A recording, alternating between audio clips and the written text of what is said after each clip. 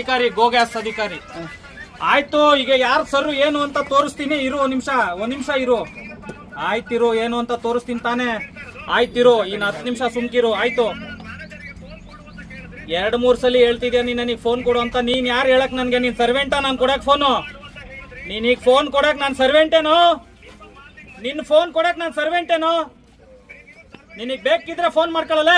ನೀನ್ ಹೆಂಗ್ ಹೇಳ್ತೀಯ ನಮ್ಮನ್ ಸಮಸ್ಯೆನ AC ಗೆ DC ಕೊಡು ಅಂತ ಹೇಳ್ತೀಯಲ್ಲ, ಅಲ್ಲಿ ಕುತ್ಕೊಂಡು ನೀನು ನಿನ್ ಸಮಸ್ಯೆ ಕೊಡಕ್ ನಾವ್ ಅಲ್ಲಿ ಹೋಗ್ಬೇಕು, ನಿನಗ್ ಫೋನ್ ಕೊಡಕ್ ನಾನ್ ಬರ್ಬೇಕೇನಲ್ಲ? ನೀನೇನು ನಿನ್ ದಮ್ಮು ತಾಕತ್ತಿದ್ರೆ ಇಲ್ಲಿ ಬಂದ್ ಮಾತಾಡೋ. ನಿನಗ್ ದಮ್ಮು ತಾಕತ್ತಿದ್ರೆ ಇಲ್ಲಿ ಬಂದ್ ಮಾತಾಡಲ್ಲ. ನಾವ್ ಹೆಂಗ್ AC DC ತಾವ್ ಹೆಂಗ್ ಹೋಗ್ತೀವೋ ಹಂಗೆ ನಿನಗ್ ದಮ್ಮಿದ್ರೆ ಇಲ್ಲಿಗೆ ಬಂದ್ ಮಾತಾಡೋ.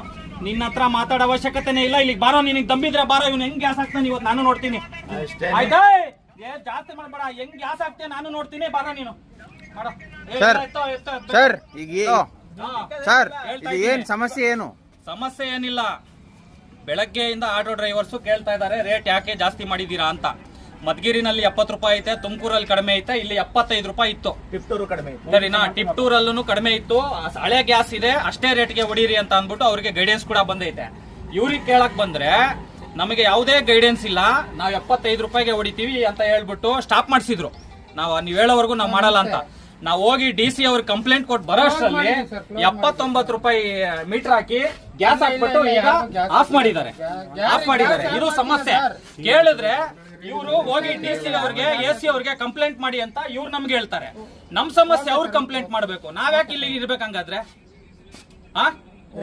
ನೀವ್ ಹಾಕೊಳ್ಳಿ ಸರ್, ಅವರೆಲ್ಲ ಬರ್ಬೇಕು, ಇಲ್ಲೇ ಬರ್ಬೇಕು ಅಷ್ಟೇ. ಬರ್ಲಿ ಅಂತ ಹೇಳ್ತಾರೆ. ಹೇಳಿರೋ ರೆಕಾರ್ಡ್ ಎಲ್ಲ ನಾನು ನಿಮಗೆ ಕೊಡ್ತೀನಿ. ಇದೇನೈತೆ ಅದನ್ನ ಸಾಲ್ವ್ ಮಾಡ್ಬೇಕು. ಯಾರು ಬರೋವರೆಗೂ ಗ್ಯಾಸ್ ಹಾಕಂಗಿಲ್ಲ.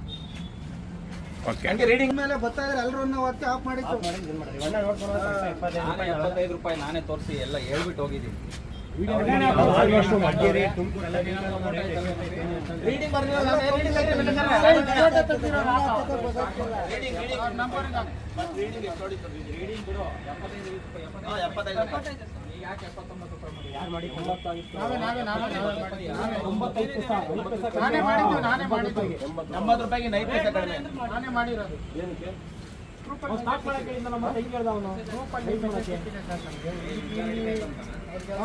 ಅಲ್ಲ ಸರ್, ಹೇಳೋದ್ರಲ್ಲ ಹಾಕ್ಲೇ ಬಿಡ್ತಂತ ಗ್ಯಾಸ್. ಹೆಂಗ್ ಯಾರಿಗೂ ಹಾಕಿಲ್ಲ ಸರ್. ಬರ್ತಿದ್ದಂಗೆ ಎಲ್ಲ ಬರ್ತಾವ್ರಂದಾಗ ಆಫ್ ಮಾಡ್ತಿದ್ದೀನಿ.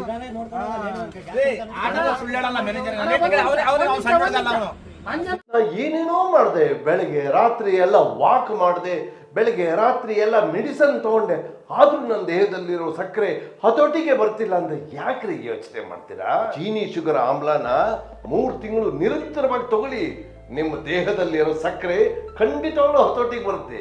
ಆಮೇಲೆ ನಾನೇ ಬಂದು ನಿಮ್ಮನ್ನ ಭೇಟಿ ಮಾಡ್ತೀನಿ. ಎಷ್ಟೇ ದುಡ್ಡಿದ್ರೂ ಆಯುಷ್ನ ಕೊಂಡ್ಕೊಳ್ಳೋಕೆ ಸಾಧ್ಯನೇ ಇಲ್ಲ.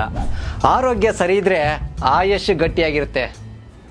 ಆರೋಗ್ಯ ಸರಿ ಇರಬೇಕು ಅಂತಂದ್ರೆ ನಿಮ್ಮ ಅಡಿಗೆಯಲ್ಲಿ ಪ್ರತಿದಿನ ಜೀನಿ ಗಾಣದ ಎಣ್ಣೆ ಬಳಸಿ.